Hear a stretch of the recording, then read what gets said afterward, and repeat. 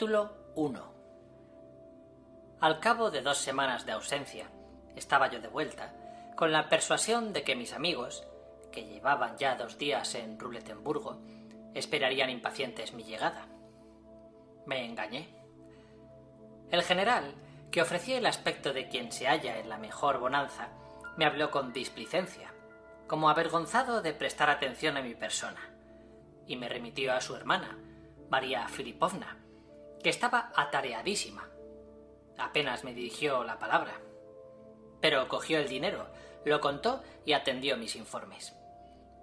Esperaban a Metzentsov, el francesito, y a cierto inglés, y, como siempre que tenían dinero, habían organizado una comilona al estilo ruso. Paulina Alexandrovna me preguntó al verme el motivo de mi tardanza, y se alejó sin aguardar respuesta. Claro que lo hizo de intento, rehuyendo una explicación que se imponía entre los dos, al punto a que habían llegado las cosas. Me destinaron una reducida habitación del 4º piso del hotel, donde se me conocía como parte del séquito del general. Lo hallé todo dispuesto para causar una impresión deslumbradora en la gente.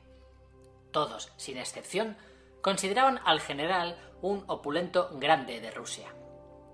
Antes de la comida, me encargó entre otras cosas, que cambiase 2 billetes de banco de 1000 francos cada uno, y yo pedí el cambio en el despacho del hotel. Ya se nos tendría por millonarios durante una semana al menos. Deseaba llevar a Nisha y a Nadia a dar un paseo, pero en la escalera me llamaron de parte del general, a quien se le había ocurrido la peregrina idea de inquirir a dónde los llevaba. Incapaz de mirarme cara a cara, aunque hubiese sido uno de sus mayores goces, cada vez que yo fijaba mis ojos en los suyos con algún intento irrespetuoso, parecía turbarse. En un lenguaje ampuloso, atropellando las frases para arrojármelas luego en montón, me dio a entender que debía pasear a los chicos por el parque, alejándolos cuanto fuese posible del casino. Por fin perdió los estribos y añadió mordaz: «Porque aún los llevaría usted a la sala de juego. Perdóneme, pero es usted tan irreflexivo que hasta le creo capaz de jugar. Y en todo caso, aunque yo no soy su tutor, ni ganas, me considero con bastante derecho a exigirle que no me comprometa, por así decirlo». «Pero si no tengo dinero, mal puedo perderlo», dije yo con calma. «Lo tendrá usted enseguida», barbotó el general, enrojeciendo un poco. Abrió un cajón de la mesa, examinó un libro de cuentas y vio que me debía 120 rublos. «¿Cómo lo arreglaremos?», dijo. «Hemos de cambiarlo en táleros. Bueno, tome usted 100 táleros y descuide, que no perderá el resto». Cogí el dinero sin chistar. «Le ruego que no se ofenda por lo que acabo de decirle. ¿Es usted tan quisquilloso? Si le hago una advertencia, es, por así decirlo, a modo de consejo. Y desde luego me asiste cierto derecho para...». Cuando regresaba con los niños, antes de comer, me encontré con una verdadera cabalgata que venía de visitar unas ruinas, 2 coches lujosos y caballos magníficos. Mademoiselle Blanche, María Filipovna y Paulina ocupaban uno de los carruajes. El francés, el inglés y nuestro general iban montados a caballo. Todos se paraban a contemplarlos, pero aquella fama de grandeza que les creaba el afán de ostentación no podía librar al general de pasar un mal rato. Según mis cálculos, con los 4000 francos que yo les traje y los ahorros que hubiesen logrado, ascendería su fortuna a 7 u 8000 francos, cosa insignificante para Mademoiselle Blanche. Esta señorita posa en el hotel con su madre. El francés también se aloja no sé en qué habitación. El lacayo lo llama Monsieur le Comte. A la madre de Mademoiselle Blanche se la llama Madame la Comtesse. Sabe Dios si son conde y condesa.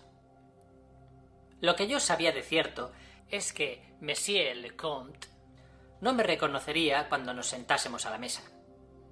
Por descontado, daba que al general no se le ocurriría presentarnos ni decir una palabra aludiéndome.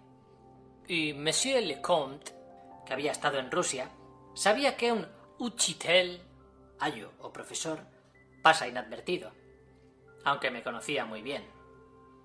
He de confesar que me presenté a la mesa sin ser invitado.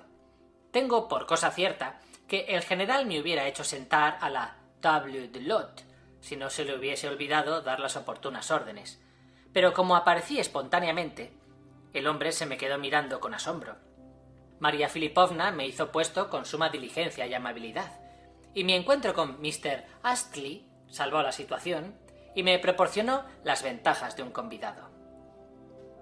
Conocí por primera vez a este admirable inglés en un tren de Prusia, donde viajaba sentado frente a mí.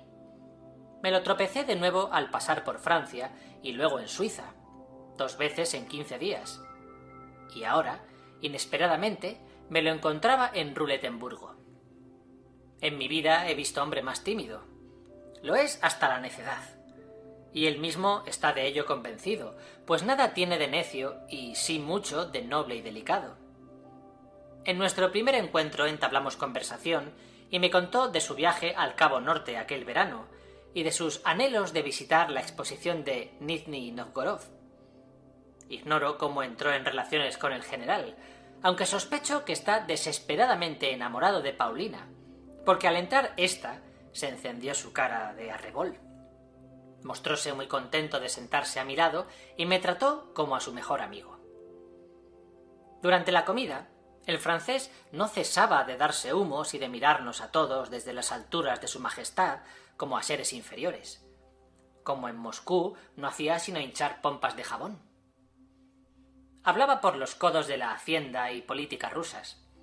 El general se aventuraba de vez en cuando a corregirle, pero muy discretamente, y sólo cuando no veía peligro de comprometer gran cosa su dignidad.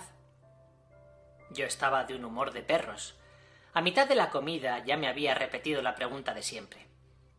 ¿Por qué estaré aguantando a este general y no lo habré plantado hace tiempo?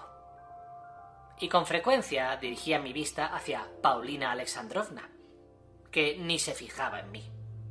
Esto acabó por encenderme la sangre en un repentino propósito de ser grosero. Empecé por meterme en la conversación, hablando en voz recia, a propósito de cualquier futileza. Mi objeto principal era insultar al francés. Me encaré, pues, con el general, y a gritos y sin pararme en barras le interrumpí, observando que este verano se hacía del todo imposible para un ruso comer en la table d'hôte. El general me dirigió una mirada atónita. Un hombre de respeto, proseguí, se atrae las burlas e incita al ultraje con su dignidad.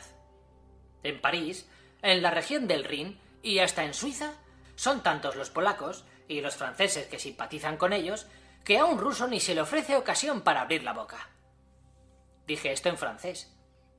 El general me miraba con espanto. Ignoro si lo enojaba o simplemente le pasmaba mi desatino. «Parece que le hayan dado a usted una lección», dijo el francés, displicente y despectivo. «En París reñí con un polaco», le contesté, «y luego con un oficial francés que se puso de parte del polaco. Solo tuve el apoyo de algunos franceses cuando les conté cómo quise escupir en el café de Monseñor». «¿Escupir?», preguntó el general, manteniendo su digno continente en la perplejidad y pasmo de su mirada. El francés me celaba con desconfianza. «Eso mismo», respondí. Convencido de que era imprescindible una breve visita a Roma para arreglar nuestro negocio, fui a las oficinas de la Nunciatura a que me visaran el pasaporte. Allí me encontré con un curita de unos 50 años, menudo, seco, de mirada glacial, que después de escucharme con fría cortesía, me rogó que aguardase un poco. Aunque tenía mucha prisa, me senté a esperar, y cogiendo l'Opinion Nationale, empecé a leer un artículo en que se atacaba desconsideradamente a Rusia. Al poco rato, oí que alguien en la estancia contigua pedía ser recibido por Monseñor, y vi que el curita se encorvaba ante la visita. Le recordé mi solicitud, y con más frialdad que antes me rogó aguardar. Poco después se presentó otra persona, un extranjero que iba por asuntos oficiales, un austriaco. Se le escuchó y se le guió inmediatamente arriba. Me sentí humillado, despreciado. Me levanté y, acercándome al cura, le dije en tono resuelto que, pues monseñor estaba recibiendo, podría despacharme. El cura dio un paso atrás para mostrarse más sorprendido. Le parecía increíble que un pobre ruso osara parangonarse con las visitas de monseñor, y, como regocijado por la ocasión que se le ofrecía de insultarme, me miró de arriba a abajo y profirió en tono de la mayor insolencia: «¿Pero usted cree que monseñor ha de dejar el café para atenderle?». A lo que yo repliqué, gritando más que él: «Sepa usted que estoy dispuesto a escupir en el café de monseñor. Si usted no arregla inmediatamente mi pasaporte, iré yo mismo». «¿Cómo? ¿Estando el cardenal con él?», gritó el cura retrocediendo y abriendo los brazos en cruz para cerrarme el paso. Le repliqué que yo era un hereje y un bárbaro, que «je suis hérétique et barbare», y que me tenían sin cuidado todos los arzobispos, cardenales, monseñores y demás grandezas, demostrándole que estaba dispuesto a no ceder. Al curita se le anubló el semblante en una expresión odiosa. Cogió el pasaporte y se lo llevó. Un momento después me lo entregaba avisado. «Aquí lo tengo, si quieren verlo». Saqué el pasaporte y mostré el sello romano. «Bueno, debo advertir», comenzó el general. «Lo que le salvó a usted fue su declaración de herejía y de barbarie», interrumpió el francés sonriendo. «Cela n'était pas si bête». Yo no quiero amoldarme a la conducta de mis compatriotas en el extranjero, que se están quietos, sin osar desplegar los labios y prestos a negar su naturaleza. En París, todos los huéspedes del hotel me trataron con más consideración desde que supieron mi agarrada con el cura. El grueso polaco, mi mayor enemigo en la table de l'hôte, quedó arrinconado. Los franceses no se dieron por ofendidos cuando les dije que conocí 2 años antes a un hombre a quien en 1812 un francés chasseur hirió por el capricho de disparar el arma. Aquel hombre era entonces un muchacho de 10 años y pertenecía a una familia que no había podido salir de Moscú. «Eso es imposible», prorrumpió el francés. «Un soldado de Francia jamás dispararía contra un niño». «Pues eso sucedió», contesté. «Así me lo contó un capitán de la reserva, digno de todo crédito, y yo mismo vi en su mejilla la cicatriz de aquel balazo». El francés se puso a perorar con gran rapidez y ardimiento, escuchado por el general con resignación. Pero yo le recomendé ciertos pasajes de las notas del general Perovski, prisionero de los franceses en 1812. Por fin, María Filipovna procuró torcer el curso de la conversación hablando de otras cosas. El general me expresó su enojo por la escaramuza que había provocado, pero creo que a Mr. Astley le complacieron enormemente mis arremetidas contra el francés, porque al levantarnos de la mesa me convidó a un vaso de vino. Por la tarde, aprovechando el paseo en torno al casino, pude hablar durante un cuarto de hora con Paulina Alexandrovna. Esta se sentó en un banco, junto a la fuente, desde donde podía vigilar a Nadenka, que jugaba con un grupo de gente menuda. Yo dejé triscar a Misha, y así nos hallamos los dos solos. Empezamos hablando de negocios. Paulina se enfureció al ver que solo le entregaba 600 guldens, moneda austriaca. Confiaba que le traería de París lo menos 2000 guldens por el empeño de sus brillantes. «He de proporcionarme dinero», dijo, «cueste lo que cueste. De lo contrario, estoy perdida». Le pregunté qué había sucedido durante mi ausencia. «Nada. Solo 2 veces hemos recibido noticias de Petersburgo. La primera, que la abuela estaba muy mal. Y luego, a los 2 días, que al parecer se estaba muriendo. Nos lo comunicaba Timofey Petrovich, que es digno de todo crédito. Cada día esperamos el desenlace». «Así, todos estarán a la expectativa». «Claro que todos, y siempre. Hace 6 meses no vivimos pendientes de otra cosa». «¿Y usted también espera?», le pregunté. «Le diré. Yo no soy de la familia, sino hijastra del general, pero estoy segura que ella me recordará en su testamento». «Creo que le tocará a usted bastante», le dije, convencido. «Sí, me quería mucho. Pero, ¿por qué cree usted eso?». «Dígame», le contesté preguntando, ¿No está el Marquis en nuestro secreto? ¿Y qué interés tiene usted en ello?, me contestó Paulina, fría y severa. Supongo que el general le debe dinero. Es usted muy fino en sus suposiciones. ¿Y cree usted que le hubiese dejado dinero sin saber nada de la abuela? ¡Qué amistad tan estrecha y esperanzada! Tiene razón. Como se entere que me corresponde algo de la herencia, se pondrá a cortejarme. ¿Qué se pondrá entonces? Creo que ya hace tiempo la corteja. Demasiado le consta a usted que no, rechazó indignada, y tras breve silencio me pidió: ¿de dónde conoce usted a ese inglés? Ya me esperaba esa pregunta. Y le conté mi primer encuentro con Mr. Astley en el tren. Es tímido y propenso a enamorarse, y no podía menos que prendarse de usted. Sí, está enamorado de mí. Ah, y le participo que es 10 veces más rico que el francés. Pero, ¿acaso puede asegurarse que el francés tenga nada? ¿No ofrece duda a su fortuna? No, posee no sé qué castillo. El general nos lo ha dado como cierto. ¿Está ya satisfecho? Yo de usted me casaría con el inglés. ¿Por qué?, inquirió Paulina. El francés es más apuesto, pero un indecente. El inglés, además de persona honrada, es 10 veces más rico, le espeté. Sí, pero el otro, el francés, a más de inteligente, es marquís, me replicó ella de la manera más natural. ¿Pero es verdad?, pregunté. La pura verdad. A Paulina le molestaban mis preguntas, y comprendiendo por el tono de sus réplicas que se esforzaba en irritarme, quise imitarla. Me divierte verlo enojado. Bien merecido se lo tiene por permitirse preguntas tan inoportunas y tan gratuitas suposiciones. Me considero con el derecho de dirigirla cuantas se me antojen, le repliqué con calma, por cuanto estoy dispuesto a pagarlas a cualquier precio que usted fije, y ahora sin dar ningún valor a mi vida. Paulina rió. No hace mucho me dijo usted en Schlagenberg que estaba dispuesto a arrojarse de cabeza al precipicio desde una altura de 1000 pies, a una palabra mía. Un día diré esa palabra solo por ver cómo paga usted sus deudas, y crea que no me olvidaré. Me es odioso precisamente por haberle consentido esas libertades, y aún más odioso ahora que le necesito. Pero mientras lo necesite, tendrá usted mis atenciones. Se levantó irritada. De algún tiempo acá, siempre ponía fin a nuestra conversación en un estado de sincero enfurecimiento. Permita que le pregunte por Mademoiselle Blanche, le dije, porque no me resolvía dejarla marchar sin más explicación. Ya lo sabe usted todo. Desde entonces nada más ha ocurrido. Mademoiselle Blanche será sin duda Madame la Générale. Es decir, si se confirma el rumor de la muerte de la abuela.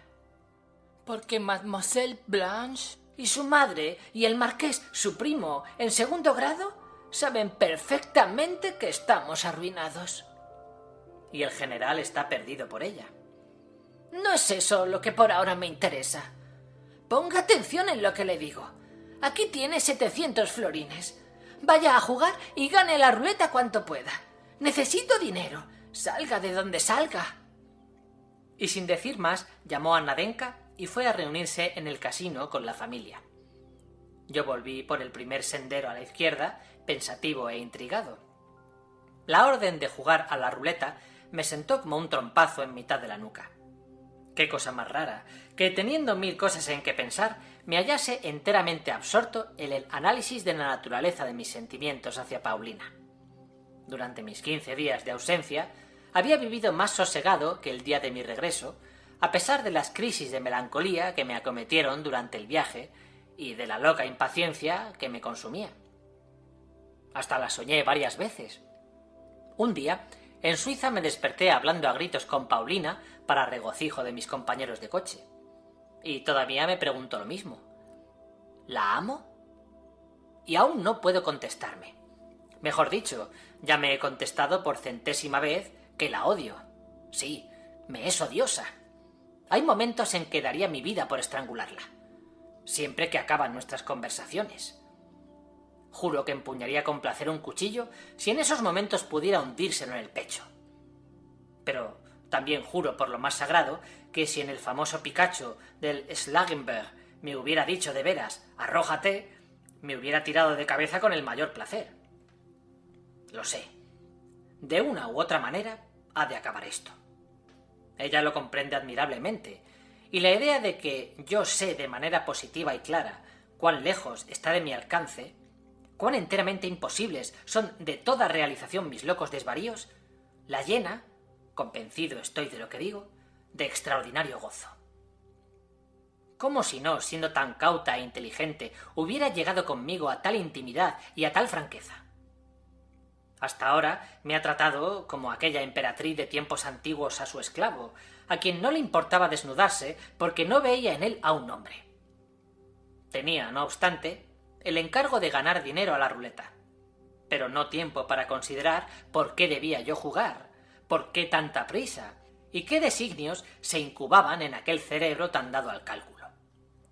Desde luego, era evidente que en aquellas 2 semanas habían pasado cosas de que yo no tenía la menor idea. Debía descubrirlo todo, enterarme a fondo, lo más pronto posible. Pero entonces no había tiempo. Lo primero era la ruleta. Fin del capítulo 1. Capítulo 2. Confieso que me disgustaba el encargo. Estaba decidido a jugar, mas no por cuenta de otro, y como aquello desbarataba mis planes, entré en la sala de mal humor. Todo lo de allí me desagradó a primera vista.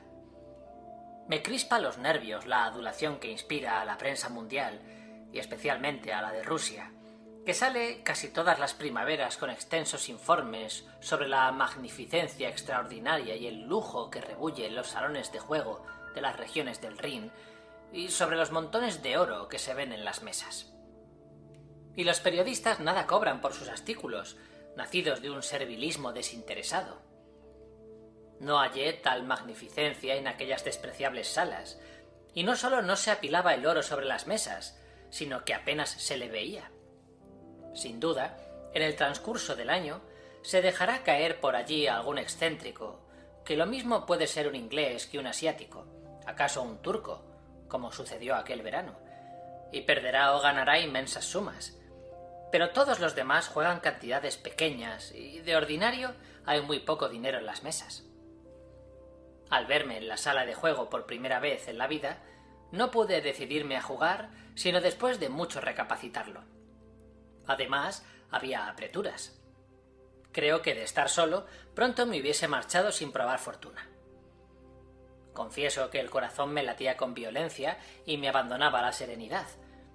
Me había hecho a la idea, durante mucho tiempo, de que no saldría de Ruletemburgo como había llegado. De que un cambio radical y fundamental se operaría en mi destino. Así había de ser y así sería. Por ridículas que parezcan mis grandes esperanzas en la ruleta, aún considero más ridícula la opinión, generalmente aceptada, de que sea estúpido y absurdo esperar nada del juego. ¿Por qué el juego ha de ser peor que muchas otras maneras de hacer dinero? El comercio, por ejemplo. Cierto que solo gana el 1% de los jugadores, pero ¿qué importa? En todo caso, determiné estar muy sobre mí y no precipitarme aquella tarde.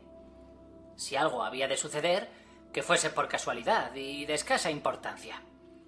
Mis apuestas irían de acuerdo con esta idea. Además, debía estudiar el juego, pues, no obstante las 1000 descripciones de la ruleta que había leído atropelladamente, ignoraba por completo su modo de funcionar. Al principio me produjo aquello una impresión de vileza, de algo moralmente horrendo y repugnante. Y no hablo de la codicia y ansiedad de aquellos rostros que, a docenas, a centenares, se arracimaban sobre la mesa de juego, porque ninguna repugnancia me inspira el anhelo de ganar cuanto más y más pronto mejor, y siempre he tenido por estúpida la respuesta del gordo y afortunado moralista que replica a quien se excusa por haber jugado pequeñas puestas. Tanto peor, porque eso es una ambición mezquina. Como si la ambición no fuese la misma, tanto si se trata de pequeñas como de grandes cantidades. Todo es relativo. Lo despreciable para Rothschild es de inmensa importancia para mí. Y en cuanto a lucros y ganancias, la gente, así en la ruleta como en cualquier negocio, solo procuran ganarse o exprimirse cuanto pueden mutuamente. Que las ventajas o los lucros sean o dejen de ser algo indecoroso, ya es otra cosa que no intento dilucidar aquí. Poseído de un intenso deseo de ganar, yo mismo sentía al entrar en la sala esa codicia, tan inmunda como queráis, de la manera más natural y oportuna. Cuánto más agradable resulta la gente cuando, dejándose de ceremonias y cumplidos, obra franca y abiertamente. Y, después de todo, ¿por qué se ha de engañar uno a sí mismo? Si el juego es la empresa más loca y temeraria. Lo que saltaba a la vista como feo en toda la gentuza apiñada en torno a la ruleta era precisamente el respeto, la solemnidad y hasta la reverencia que ponían en su empeño. Y es porque se establece una sutil distinción entre el juego considerado de mauvais genre y el permitido a la gente bien criada. Hay dos clases de timbas, la aristócrata y la plebeya e interesada, en la que toma parte gentuza de toda calaña. Cuán despreciable es tal distinción observada aquí con toda escrupulosidad.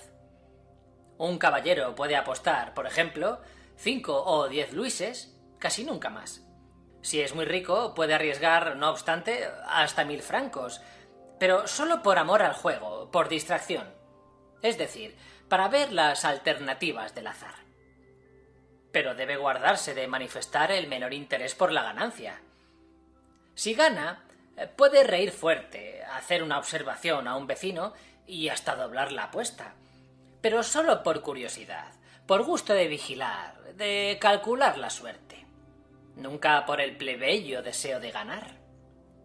En fin, debe considerar todos los juegos, ruleta, trente et quarante, como un mero pasatiempo ideado para su diversión. Ni debe siquiera sospechar de la codiciosa ganancia y de los astutos escamoteos de que vive la banca. Observará las formas más correctas si imagina que todo jugador, que toda aquella gentuza que tiembla por una cantidad, son tan ricos y caballeros como él y juegan solo por distracción y pasatiempo. Esta completa ignorancia de la realidad, esta inocente opinión de los allí reunidos, resultará en extremo aristocrática.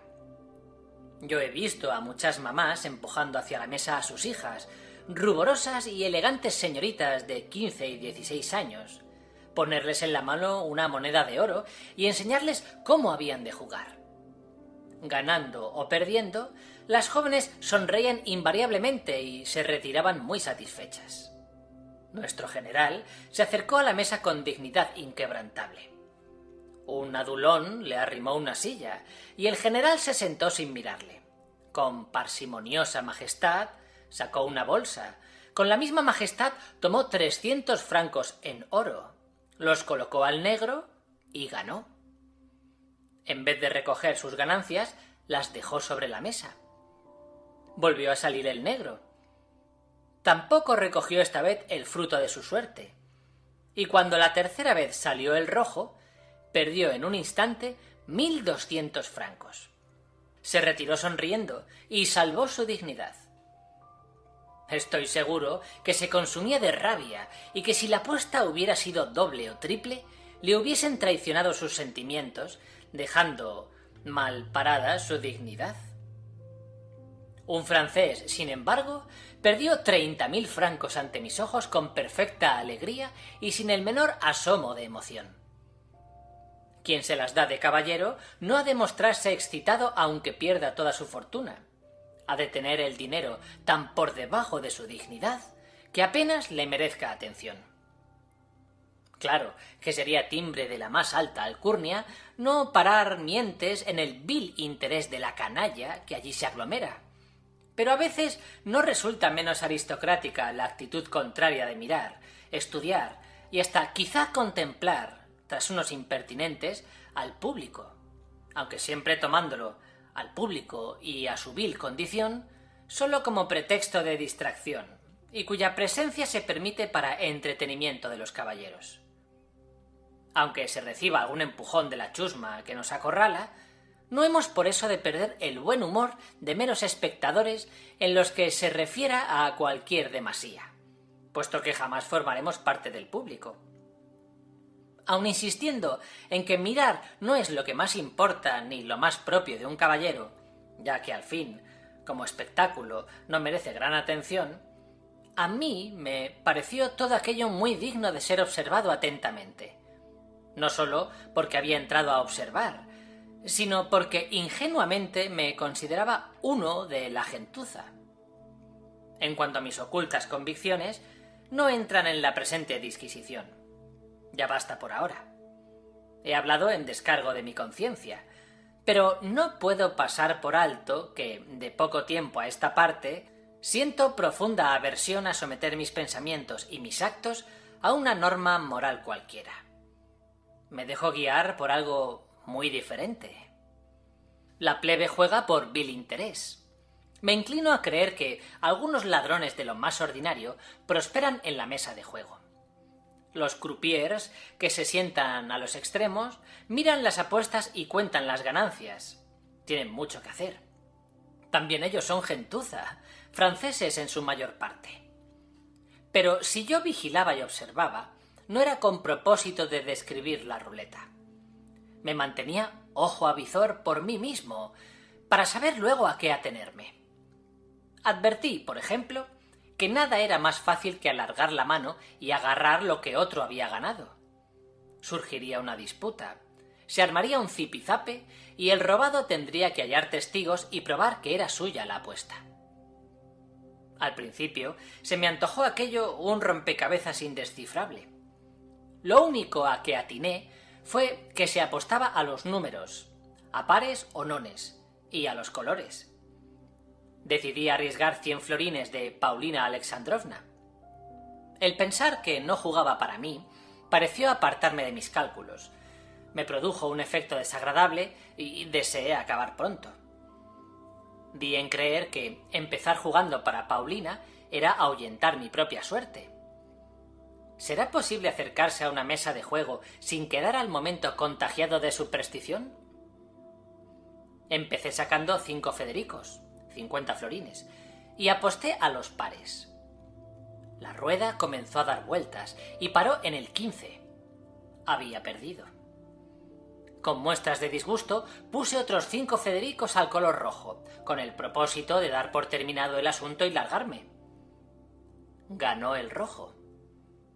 Dejé los 10 Federicos y de nuevo salió el rojo.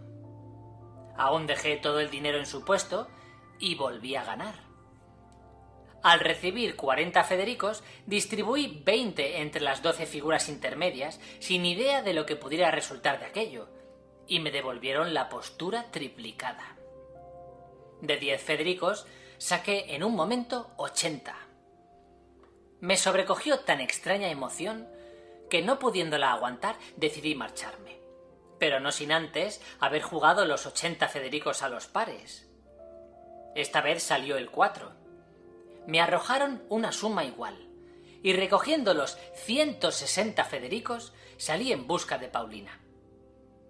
Estaban paseando todos por el parque y no pude verla hasta después de cenar.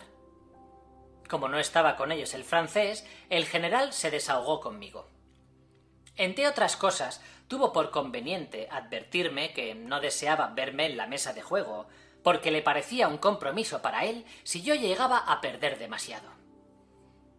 «Aunque ganase usted una suma de importancia, me comprometería», añadió significativamente. «Claro que no tengo derecho a regular sus actos, pero convendrá usted...» Y dejó rota la idea, como solía. Yo repliqué secamente que no podía perder una suma considerable por más que jugase. Al subir a mi cuarto, pude entregar a Paulina mis ganancias y le advertí que no jugaría más para ella. «¿Por qué no?», me preguntó estremecida. «Porque quiero jugar por mi cuenta y riesgo», contesté mirándola sorprendido. «Y su dinero me lo estorba».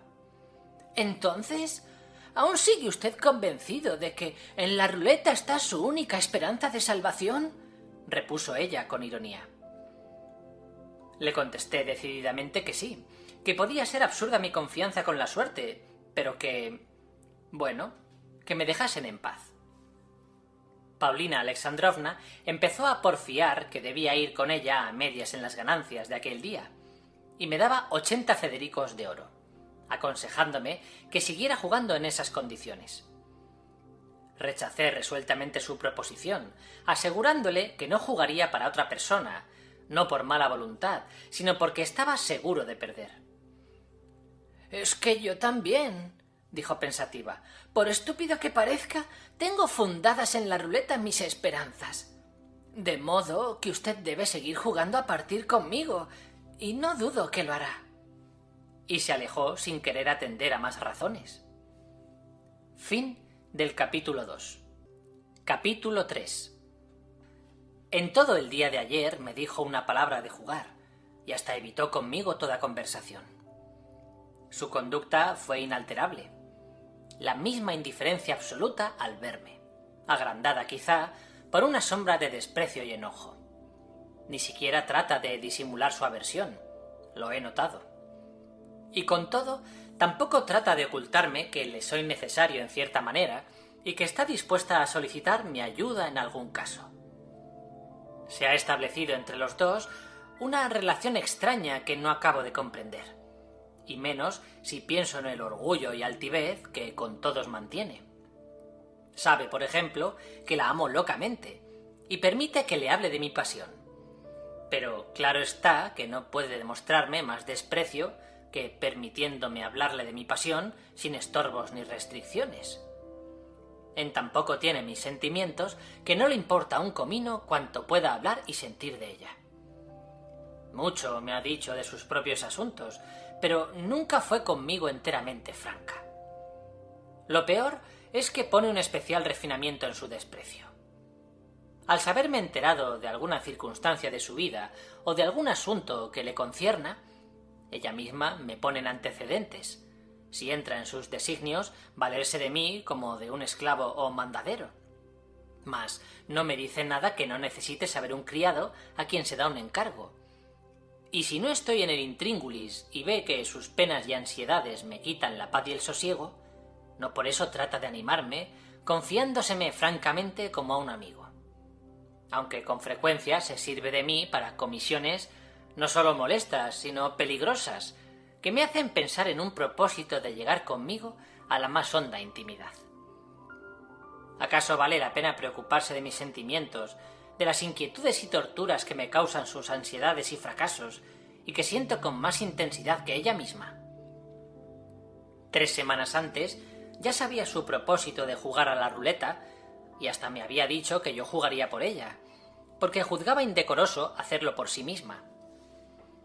Por el tono de sus palabras, comprendí entonces que estaba en grave aprieto y que no se dejaba llevar del simple deseo de dinero. ¿Qué vale el dinero en sí mismo para ella? Algún motivo escondía, alguna circunstancia que yo podría conjeturar, pero que no he podido explicarme. Claro que la humillante esclavitud a que estaba sometido me daba derecho a interrogarla grosera y llanamente. Viéndome reducido a cosa tan insignificante como un esclavo, mi tosca curiosidad no podía ofenderla. Pero es el caso que, permitiéndome cuantas preguntas se me antojasen, no se dignaba contestar y a veces ni darse por enterada. Tal era nuestra situación. Ayer se habló descosidamente de un telegrama expedido 4 días antes y dejado sin contestación. El general estaba visiblemente trastornado. Ya se comprenderá que se trataba de la abuela. El francés también se mostraba preocupado.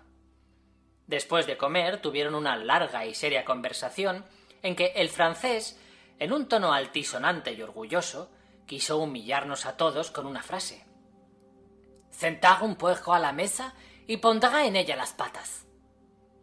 Hasta con Paulina estuvo inusitadamente grosero, sin que dejase de concurrir alegremente a todos los actos públicos. Desde hace tiempo conozco una circunstancia que lo ata al general. Tenían el proyecto de establecer entre los dos una fábrica en Rusia. No sé si está abandonado el proyecto o lo siguen discutiendo. Además, la casualidad me enteró, en parte, de un secreto de familia. El francés salvó el año pasado al general dándole 30.000 rublos para saldar un déficit hallado en la cuenta del Estado cuando resignó su cargo. El general está, pues, en sus garras. Pero el personaje principal en este asunto es Mademoiselle Blanche, acerca de la cual tengo la seguridad de no equivocarme. ¿Quién es Mademoiselle Blanche? Entre nosotros pasa por una distinguida francesa de inmensa fortuna y de una madre que la acompaña. Se sabe que pertenece a la parentela de nuestro marqués, pero en un grado lejano, una prima o algo así. Me han dicho que antes de irme a París, el francés y Madame Blanche gastaban entre sí más cumplidos. Estaban, si se me permite la expresión, en condiciones más delicadas, más refinadas. Ahora, su trato, su amistad, su parentesco han adquirido un carácter más familiar, casi ordinario. ¿Acaso les parezca tan pobre nuestra situación que no juzgan indispensable mantener la etiqueta y guardar las formas entre nosotros? Anteayer sorprendí a Mr. Astley mirando a Mademoiselle Blanche y a su madre, y me pareció que las conocía. Tengo para mí que también conoce al francés, pero es tan discreto, tan prudente y callado, que no hay miedo de que se ponga a lavar ropa sucia en público. De todos modos, el francés apenas le saluda ni le mira, prueba de que no le teme. Esto aún se comprende. Lo que ya no resulta tan comprensible es que Mademoiselle Blanche tampoco lo mire, y cuando, no recuerdo con qué motivo, deslizó el francés en el curso de la conversación que el mister era hombre de inmensa fortuna, era muy natural que Mademoiselle Blanche mirase desde entonces al inglés. El general, en fin, estaba inquieto. Ya se comprenderá la importancia de un telegrama anunciando la muerte de su tía. Por evidentes que fuesen las pruebas de que Paulina quería evitar toda conversación conmigo, mantuve un aire frío e indiferente, pensando que no tardaría en acudir a mí. Ayer y hoy he concentrado especialmente mi atención en Mademoiselle Blanche. Pobre general, está bien arreglado, con la calamidad de su violenta pasión a los 55 años. Y pensar que es viudo, con hijos, arruinado, comido de deudas y, por si fuera esto poco, enamorado de una mujer como esa. Mademoiselle Blanche es hermosa, pero no sé si me daré a entender diciendo que su cara es de las que deben infundir recelos. Mademoiselle Blanche es hermosa. A mí, al menos, siempre me han dado miedo esa clase de mujeres.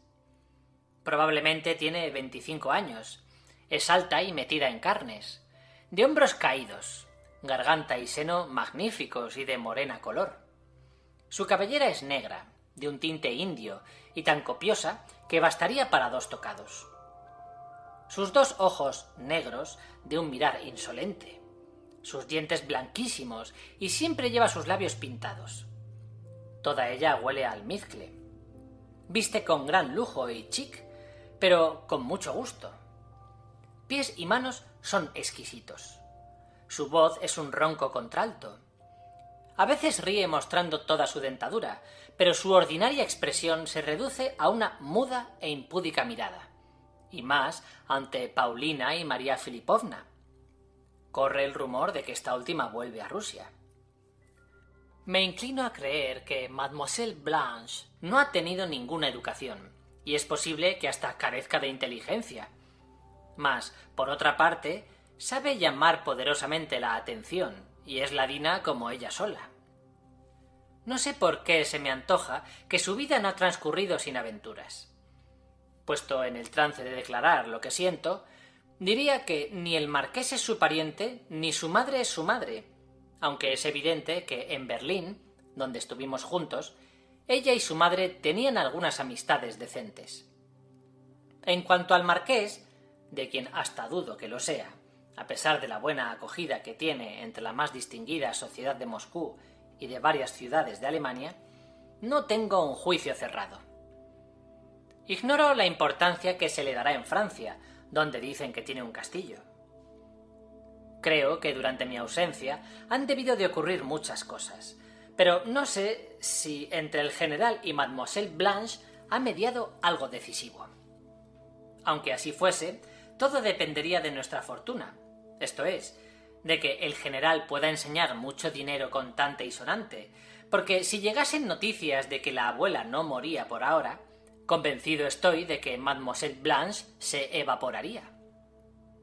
Me sorprende y divierte verme entregado por completo a la chismografía. Dios, y qué detestable me es todo esto. Y cómo me gustaría mandarlos a todos a paseo. Pero, ¿puedo dejar a Paulina, renunciando a espiar sus andanzas? Ya sé que espiar es cosa vil, pero ¿y a mí qué me importa? Durante estos 2 días me ha interesado también Mr. Astley. Estoy convencido de que ama a Paulina. Es curioso y hasta ridículo cuánto pueden expresar los ojos de un hombre recatado y torturadamente casto, cuando, ardiendo en amor, prefiere que se lo trague la tierra antes que revelar lo más mínimo o dejarse traicionar por una palabra, por una sola mirada. Mr. Astley no se encuentra con frecuencia en nuestros paseos.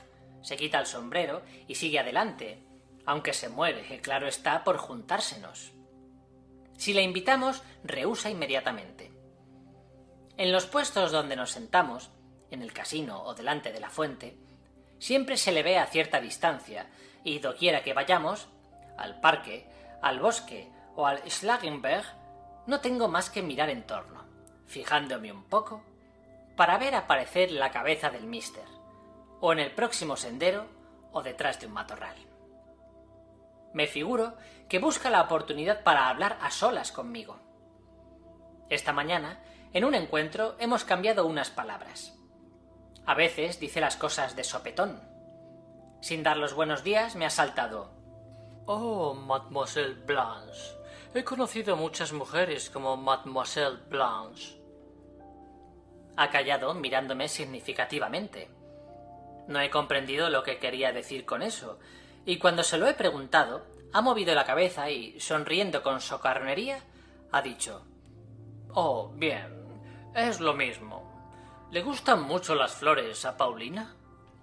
«No sé, no tengo la menor idea», he contestado. «¿Cómo? ¿Ni siquiera eso sabe?», ha gritado sorprendido. «No sé, no me he dado cuenta», he repetido riendo. Esto me sugiere una idea». Y se ha alejado moviendo la cabeza, pero de satisfacción. Los dos hablamos un francés detestable. Fin del capítulo 3. 4. No he conocido día tan ridículo, grotesco y absurdo como el de hoy. A las 11 de la noche me siento en mi cuarto a recordar todo lo sucedido. Empecé teniendo que ir a jugar a la ruleta para Paulina Alexandrovna, de quien acepté los 160 federicos con 2 condiciones. Primera, que no iríamos a medias. Es decir, que si ganaba no quería nada para mí. Y segunda, que aquella misma noche había de explicarme por qué necesitaba ganar y cuánto. En ningún caso podía yo suponer que fuese por amor al dinero, pero el dinero es necesario y urgente para algún objeto. Me prometió una explicación y me alejé. La sala de juego bullía de público altanero y codicioso como nunca. Me abrí camino como pude y me coloqué al lado del croupier. Y empecé tímidamente, haciendo tanteos, apostando 2 o 3 monedas a un tiempo, mientras observaba con gran atención. Parecióme que los cálculos significaban bien poco y carecían en absoluto de la importancia que les atribuían ciertos jugadores que se encorvaban cejijuntos sobre un papel anotando las jugadas, computando, sacando proporciones, apostando y perdiendo exactamente como los pobrecitos que jugábamos a la buena de Dios. Por otra parte, saqué una conclusión que no me parece del todo disparatada. Aunque no hay un sistema fijo, se nota cierto orden en la sucesión de la suerte y se presenta de la manera más original. Ocurre, por ejemplo, que después de los 12 números intermedios salen los 12 números siguientes. A lo mejor toca 2 veces a los 12 últimos números y pasa luego a los 12 primeros. Después de tocar a los 12 primeros, pasa otra vez al tercio. Toca 3 o 4 veces sucesivamente a los números comprendidos entre 15 y 24 y nuevamente pasa a los números del último tercio. Entonces, después de tocar a los 2 números entre 25 y 36, pasa a un número de la primera docena. Vuelve a tocar a un número del primer tercio y de nuevo pasa por 3 jugadas sucesivas a los números medios, y así marcha durante hora y media o 2 horas. 1, 3 y 2. 1, 3 y 2. Es muy divertido. Un día, o toda una semana, el negro sucede al rojo sin orden ni concierto, cambiando a cada momento, sin que salga el negro o el rojo más que 2 o 3 veces seguidas. Pero alguna mañana o alguna tarde no habrá más que rojo y más rojo, saliendo más de 20 veces sucesivas. Muchas cosas de esto he sabido por Mr. Astley, que se pasa toda la mañana por las mesas sin probar jamás fortuna. En cuanto a mí, perdí el último penique. Coloqué resueltamente 20 Federicos a los pares y gané. Jugué otra vez y de nuevo gané. 2 o 3 veces más me favoreció la suerte. En 5 minutos me vi en las manos 400 Federicos. Debí retirarme entonces, pero se apoderó de mí una rara sensación, un prurito de desafiar al destino, un deseo de retarlo, de enseñarle la lengua. Aposté la cantidad más grande permitida, 4000 guldens, y perdí. Entonces, cogiendo arrebatadamente lo que me quedaba, lo puse al mismo número y también perdí. Después de lo cual me aparté de la mesa de juego como aturdido. No comprendía lo que me pasaba y hasta poco antes de comer no di cuenta de mi fracaso a Paulina. Pasé el resto del día vagando por el parque. Durante la comida me hallé en el mismo estado de excitación que 3 días antes. Nos acompañaban a la mesa el francés y Mademoiselle Blanche. Por lo visto, Mademoiselle había sido testigo de mis hazañas, puesto que me trató con cierta atención. El francés, más práctico, me preguntó si había perdido dinero propio, pero como recelé que sospechaba de Paulina y buscaba sonsacarme, no dudé en mentir diciendo que sí. El general no salía de su asombro. ¿De dónde había sacado yo tal suma? Le dije que había empezado con 10 Federicos y que a las 6 o 7 posturas, todas con la misma suerte, había reunido 500 o 600 guldens, cantidad que perdí en 2 veces. Todo aquello tenía visos de probabilidad, y lo decía yo mirando a Paulina, pero no pude distinguir el menor indicio en su rostro. Como me dejó mentir sin corregirme, deduje que había de mentir para ocultar su complicidad. Yo creí que me mantendría la promesa de una explicación. Esperaba alguna advertencia del general, pero se quedó mudo. En su rostro noté señales de desasosiego y turbación. En las apuradas circunstancias por que pasaba, no era de admirar que oyera con pena que en el espacio de un cuarto de hora hubiese recogido yo tan grande montón de oro para tirarlo atolondradamente. Sospecho que ayer se acaloró discutiendo con el francés, quien se retiró enojado, y esta mañana ha vuelto a ver al general probablemente para reanudar la conversación. Al enterarse de mis pérdidas, el francés observó entre mordaz y despectivo que había que tener más juicio y que por afición que mostrasen los rusos a la ruleta no eran aptos ni para jugar. Pues yo opino, dije, que la ruleta se ha inventado para los rusos precisamente. Viendo que el francés reía con desprecio de mi salida, grité que la razón debía estar de mi parte, pues que hablando de los rusos como jugadores, los injuriaba en vez de alabarlos, y por tanto debía creerme. ¿En qué funda usted su opinión?, preguntó. En el hecho de que la aptitud para reunir un capital ha llegado a ser tenida en nuestros días como una virtud, como el principal mérito de los hombres civilizados de Occidente. El ruso no solo es incapaz de hacer dinero, sino que lo dilapida de la manera más desordenada e indecente. Pero como necesitamos también dinero, de aquí nuestra alegría y nuestro anhelo de recurrir a medios que, como la ruleta, puedan enriquecernos en poco tiempo, en menos de 2 horas y sin ningún trabajo. Esto es lo que nos fascina tanto, y como jugamos mal, sin regla fija ni inmutarnos por nada, solemos perder. «Eso es verdad en parte», contestó el francés satisfecho. «Eso no es verdad, y debía usted avergonzarse de hablar así de su país», observó el general, rígido e impresionante. «Permítame», repliqué. «No sé lo que es más repugnante, si la indecencia rusa o la facultad que poseen los alemanes de acumular dinero trabajando». «Vaya una idea absurda», exclamó el general. «Vaya una idea rusa», exclamó el francés. Yo reí. Tenía un vivo deseo de provocarlos. «Pues bien, preferiría habitar toda mi vida en una choza de esquimales», grité, «a doblegarme ante el ídolo alemán». «¿Qué ídolo?», profirió el general sin poder contener su enojo. «La facultad que tienen los alemanes para acumular riquezas. Todo lo que he podido observar en el poco tiempo que estoy aquí revuelve mi sangre de tártaro. Vive Dios, lejos de mí tal virtud. Ayer mismo di una vuelta de 8 millas y todo es exactamente como lo hallamos en los libros alemanes con ilustraciones. En cada casa hay un váter, horriblemente virtuoso y de extraordinaria honradez. Tan honrado que os da miedo acercaros a él. Me revienta la gente honrada a quien uno no puede acercarse. Cada váter de esta índole tiene una familia que se reúne todas las tardes para leer en voz alta libros de utilidad. Olmos y nogales susurran sobre la casa. Se pone el sol. Hay una cigüeña en el tejado. Y todo es extraordinariamente práctico y conmovedor. No se enfade, mi general. Deje que lo cuente en conmovedor estilo. Recuerdo que mi padre solía leernos, a mi madre y a mí, semejantes libros bajo los tilos del jardín. Ya ve que poseo elementos de juicio. Todas estas familias viven en completo cautiverio y sumisión.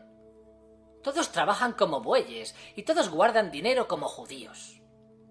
Si el váter ha economizado cierta suma y decide poner al hijo una industria, un comercio o darle un pedazo de tierra, deja a la hija sin dote para que vista imágenes. Vende el hijo menor como esclavo o como soldado y todo el dinero va a parar al capital de la familia. Tal es lo que sucede aquí hoy día, según mis informes, y todo se hace por honradez, por tan extraordinaria honradez que el hijo vendido cree que no lo ha sido más que por honradez, y que el ideal consiste en el regocijo con que se deja llevar la víctima al sacrificio. ¿Y qué más? Pues que el primogénito no lo pasa mejor. Tiene una Amalia en cuya alma está fundida la suya. Pero no pueden casarse, porque la talega no está bastante llena de florines. También ellos han de esperar, observando la más estricta moral y buena fe, e ir al sacrificio sonriendo. Las mejillas de Amalia se marchitan, se arrugan. Al cabo de 20 años llega la prosperidad. El oro ha sido honrada y virtuosamente acumulado. El váter bendice a su hijo cuadragenario y a su Amalia de 35, de cara rugosa y nariz enrojecida. Llora, les lee un sermón moral y muere. El hijo mayor se convierte en un váter virtuoso y se repite la historia. De este modo, a los 50 o 60 años, el nieto del primer váter reúne un capital considerable que deja a su hijo, y éste al suyo, hasta que, a las 5 o 6 generaciones, uno de ellos se convierte en un barón de Rothschild o Dios sabe qué. Vamos, ¿no es un espectáculo magnífico? 100 o 200 años de incesante trabajo, de paciencia, juicio, honradez, carácter, decisión, prudencia. Y la cigüeña en el tejado. ¿Qué más quieren ustedes? No hay cosa más sublime. Y porque así lo consideran, se ponen a juzgar a todo el mundo y a castigar a los culpables, que son todos aquellos que no les igualen en grandeza. Pues bien, me atengo a lo dicho. Prefiero vivir a la manera rusa o enriquecerme a la ruleta. No me importa llegar a ser Gop y compañía al cabo de 5 generaciones. Quiero el dinero para mí y no considerarme como algo subordinado y necesario al capital. Ya sé que acabo de decir horrores, pero no me importa. Tales son mis condiciones. No sé si habrá mucho de verdad en lo que usted dice, comentó el general pensativamente. Pero sí que empieza a ser intolerable la importancia que usted se da en cuanto se le permite olvidar que al menos... Y según costumbre, dejó la frase incompleta. Cuando nuestro general hablaba de algo que propasase en lo más mínimo la importancia que daba a su vulgar conversación de cada día, jamás acababa la sentencia. El francés, que escuchó con ojos tan abiertos como poco interés, no entendió casi nada de lo que dije. Paulina miraba con altiva indiferencia, como si no oyera mis palabras ni nada de lo que se decía en la mesa. Fin del capítulo 4. Capítulo 5. Estaba muy pensativa, pero en cuanto nos levantamos de la mesa, me pidió que la acompañara a dar un paseo. Cogimos los niños y nos fuimos a la fuente. Tan atolondrado estaba yo que, como un imbécil, le pregunté de sopetón por qué el marqués de Grieux, nuestro francés, no la acompañaba ya a ninguna parte ni le dirigía la palabra. «¿Por qué es un canalla?», me contestó de extraña manera. Nunca la había oído hablar así del marqués, y no quise insistir por miedo a enojarla. ¿Se ha fijado usted que hoy no está del todo correcto con el general? ¿Quieres saber lo que pasa?, me contestó rápida, irritada. El general se encuentra atado de pies y manos a merced de él. Toda su hacienda la tiene hipotecada, y si la abuela no muere, el francés entrará en posesión de toda la hipoteca. ¿Y es cierto que todo está hipotecado? Algo sabía de esto, pero no que fuese todo. Y tan cierto como es. Entonces, adiós, mademoiselle Blanche. Ya no será la generala. ¿Sabe usted que me da mucho que pensar viéndolo tan enamorado? No me sorprendería que se pegase un tiro si mademoiselle Blanche lo abandona. ¿Es tan peligroso el amor a esa edad? También yo presiento que le pasará algo, observó con aire perplejo Paulina Alexandrovna. Sería magnífico, grité. Ya no se podría revelar de modo más grosero que ella quería casarse solo por interés. Ni respeto a la decencia, ni miramiento de ninguna clase. Es admirable. Y en cuanto a lo que se refiere a la abuela, puede darse mayor desfachatez y vileza que estar preguntando continuamente en telegrama tras telegrama ¿aún no ha muerto? ¿Aún no ha muerto? ¿Cómo puede gustarle eso, Paulina Alexandrovna? No digas sandeces, me interrumpió enfadada. Me admira su buen humor. ¿Por qué está tan alegre? ¿No será por haber perdido mi dinero? ¿Acaso no me lo dio usted para que lo perdiera? Ya le dije que no quería jugar para otros, y menos para usted. Obedezco cuanto me manda, pero no respondo del resultado. Y le advertí que nada de bueno esperaba. ¿Le ha contrariado mucho perder tanto dinero? ¿Para qué quiere tanto? ¿Por qué me lo pregunta? Porque me prometió explicarme.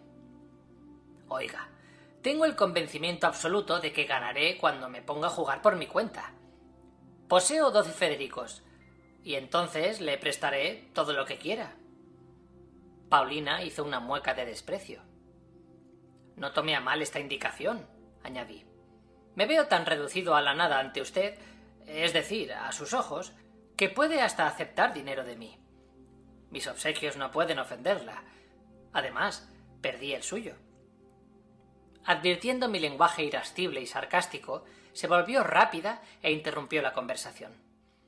Mis asuntos no pueden interesarle, pero si me obliga a hablar, le diré sencillamente que tengo deudas. Pedí dinero prestado. Necesitaba devolverlo, y se me ocurrió la loca idea de que ganaría. No comprendo por qué tuve esa idea, pero creí en mi suerte. ¿Quién sabe si creí porque no me quedaba otro recurso? O porque le era absolutamente necesario ganar. Así le sucede a un náufrago que se agarra a una paja. ¿Cree usted que si no se estuviese hundiendo confundiría una paja con una rama de un árbol? Paulina se quedó sorprendida. Pero también usted contaba con lo mismo. Hace 15 días me hablaba de su absoluta convicción de ganar en el juego y trataba de disuadirme de que lo tuviera por loco. ¿O bromeaba usted entonces? Pero hablaba tan serio que era imposible tomarlo a broma. Es verdad, contesté pensativo. Y aún ahora sigo convencido de que ganaré. Confieso que me hace usted pensar en este momento con admiración que no me infunde la menor duda el estúpido y desgraciado fracaso de hoy. Sigo en mi pleno convencimiento de ganar en cuanto me ponga a jugar por mi cuenta. ¿Por qué está tan seguro? Si he de decirle la verdad, lo ignoro. Solo sé que debo ganar, que es el único recurso que me queda. Quizá por eso mismo me figuro que estoy destinado a ganar. Entonces, también usted tiene la absoluta necesidad de dinero, ya que está tan fanáticamente seguro. ¿A que me cree usted capaz de no sentir ninguna necesidad? Poco me importa, contestó Paulina, serena, indiferente. Sí, si usted quiere. Dudo que se inquiete de veras por nada. Quizás se inquiete, pero no mucho. Es usted un hombre inconstante, de quien no hay que fiarse. ¿Para qué quiere el dinero? No vi nada de serio en las razones que aportó el otro día. A propósito, interrumpí. ¿Dice que ha de pagar una deuda? Debe ser espléndida. ¿Al francés? ¿Qué preguntas? Está usted muy impertinente hoy. ¿No habrá bebido con exceso? Ya sabe que me considero con libertad para decirle cualquier cosa, y a veces le hago las preguntas más cándidas. Repito que soy su esclavo, y no hay que dar importancia a lo que un esclavo pregunta ni a lo que se le conteste. Y yo no puedo admitir la teoría de su esclavitud. Advierta que no hablo de esclavitud, porque desee ser su esclavo. Hablo simplemente de un hecho que no depende de mi voluntad. Diga llanamente para qué necesita el dinero.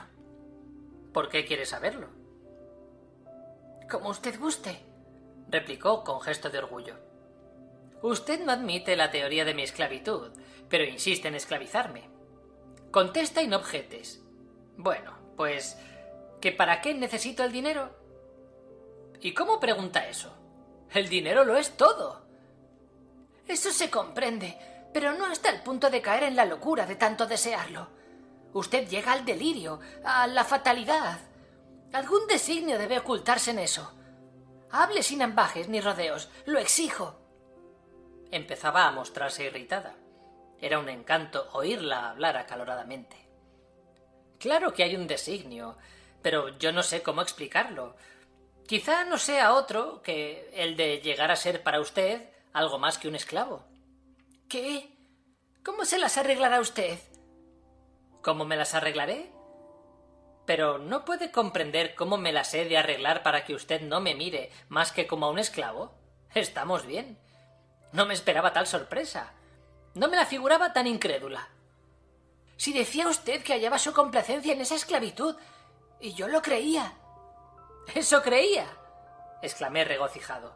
¡Oh, deliciosa ingenuidad! ¡Oh, sí, sí! Ser su esclavo es un placer. Existe un placer en la inferioridad, en la humillación, en la insignificancia, añadí rezongando. Dios sabe si también hay un placer en los azotes, cuando descargan sobre la espalda y desgarran la carne, pero me gustarían otros placeres. Ayer, en su presencia, el general se creyó con derecho a reprenderme por los 700 rublos anuales que quizá no pueda cobrar. El marqués de Grieux alzó el entrecejo mirándome como si no me conociese. Me vinieron ganas de chafarle sus narices de marqués en presencia de usted. ¡Qué lenguaje tan plebeyo! Hay que mantener la dignidad en todos los casos. La lucha nunca humilla. Eso lo ha leído en un libro. Dé usted por sentado que no sé conducirme con dignidad. Es decir, que acaso sea un hombre de dignidad moral que no sabe portarse con dignidad. Usted ya me comprende. Todos los rusos son así. ¿Sabe por qué? Porque los rusos poseen excesivas dotes para sujetarse a un tratado de urbanidad. Eso es cuestión de educación. Tenemos demasiadas facultades y necesitamos genio para desarrollar nuestras reglas de urbanidad. Y el genio casi siempre está ausente, pues ya se sabe que es algo extraordinario. Solo entre los franceses y otros europeos están bien definidas las reglas de urbanidad, tanto que uno puede presentarse como el hombre más digno estando desposeído de toda dignidad moral. Por eso les valen tanto las buenas maneras. Un francés sufre una injuria moral sin pestañear, pero no soportará un moquete por nada del mundo, porque esto lesiona las reglas admitidas, santificadas por los siglos. Por eso nuestras señoritas rusas sienten tal debilidad por los franceses, porque son tan finos de modales, aunque, a mi modo de ver, no tienen otros modales que los del gallo que impera en ellos, le coq gallois. Por más que yo no llego a entenderlo, no soy mujer. ¿Acaso los gallos resulten deliciosos? Pero ahora advierto que estoy diciendo necedades sin que usted me ataje. ¿Por qué no me interrumpe con más frecuencia? Cuando hablo con usted, anhelo decirlo todo, todo sin acordarme de las buenas maneras. No tengo ni urbanidad ni dote moral alguna, se lo confieso. No me preocupa la moral. Todo se me ha ocurrido ahora, de súbito. Ya sabe usted por qué. Carezco hasta de nociones vulgares. Hace tiempo que ni sé lo que pasa en el mundo, ni en Rusia, ni aquí. He llegado de Dresde y no podría decirle una palabra de esta ciudad. Como vivo sin esperanza y nada soy a sus ojos, le hablo con franqueza. La veo a usted en todas partes, y lo demás ningún valor tiene para mí. ¿Por qué y cómo la amo? No lo sé. ¿Acaso no es usted del todo hermosa? Figúrese. Bien mirado, ni me consta que sea usted buena. Sin duda no tiene buen corazón, y su alma puede muy bien ser innoble. Así se explica que piense usted comprarme con dinero, dijo ella, ya que no cree en mi honradez. ¿Cuándo he pensado comprarla con dinero? Grité. Diga que habla sin saber lo que dice. Si no piensa comprarme, piensa al menos comprar mis respetos con dinero. Ah, no, eso no es exacto. Ya le he dicho que me es difícil explicarme. Me está usted confundiendo. No se enfade con mi charla gárrula. Ya sabe que no puede enfadarse conmigo. Soy sencillamente un loco, aunque después de todo me tiene sin cuidado que se enfade. Cuando estoy solo arriba, en mi guardilla, no más tengo que recordar o imaginarme el crujir de sus faldas para estar dispuesto a morderme los puños. ¿Por qué había de enfadarse conmigo? ¿Porque me llamo su esclavo? Aprovéchese de que lo sea. Aprovéchese, aprovéchese. ¿No sabe que la mataré un día? La mataré. No porque deje de amarla o por celos. La mataré simplemente porque tengo ganas de devorarla. Sí, ríase. No me río, contestó furiosa. Le ordeno que se calle. Permaneció muda, rígida, casi sin aliento. Palabra de honor. No sé si está hermosa, pero me gustaba enormemente verla con sus encendidos ojos puestos en los míos como una domadora. Por eso procuraba siempre excitar su ira. ¿Acaso lo sabía ella y se enojaba por complacerme? Así se lo advertí. ¡Qué asco!, exclamó con aire de repulsión. «¿Me es igual?», continuó. «¿Sabe que resulta peligroso pasear juntos? Con frecuencia me acomete un deseo irresistible de pegarle, de deformarla, de estrangularla. ¿Y qué piensa usted? ¿Que no llegaré a tanto? Me está usted llevando a la fiebre cerebral. ¿Cree que temo el escándalo? ¿Su cólera? ¿Qué? ¿Qué es para mí su cólera? La amo sin esperanza, y sé que después de esto la amaré 1000 veces más. Si algún día la mato, tendré también que suicidarme.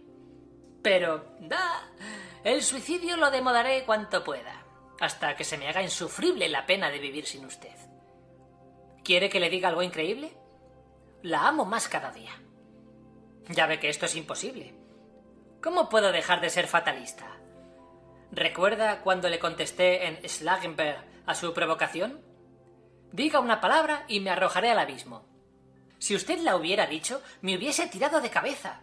Usted no lo cree. ¿Pero qué estupideces está diciendo?, Me es igual ser estúpido o razonable, grité. Sé que en su presencia debo hablar, hablar y hablar, y hablo. En su presencia pierdo todo mi respeto y nada me importa.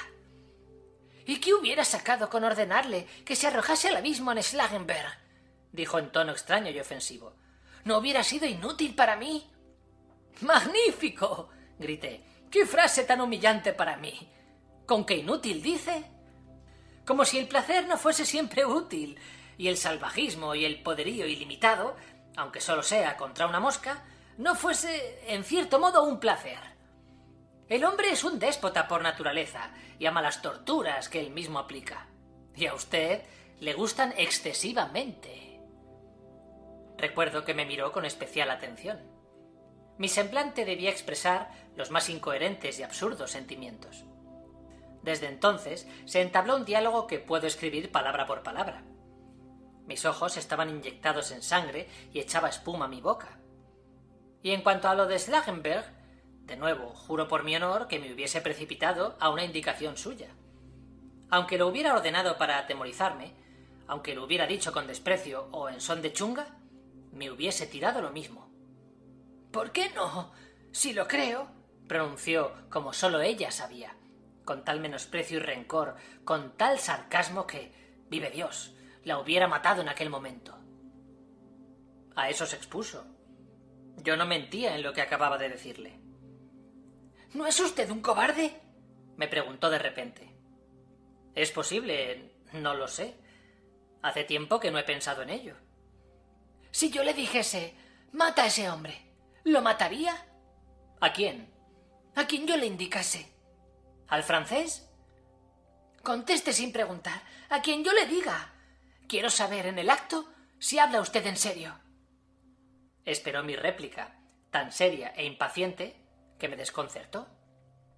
«Vamos, dígame usted lo que ha pasado aquí», grité. «¿Tiene miedo de mí o de qué? Porque me estoy haciendo un embrollo. Es usted la hija de un loco, de un arruinado, de un poseído por ese diablo de Blanche. Luego tenemos a ese francés con su misteriosa influencia sobre usted. ¿Y ahora me salta con esa pregunta dicha en tono de tal gravedad? O me da una explicación, o me vuelvo loco y cometo una atrocidad.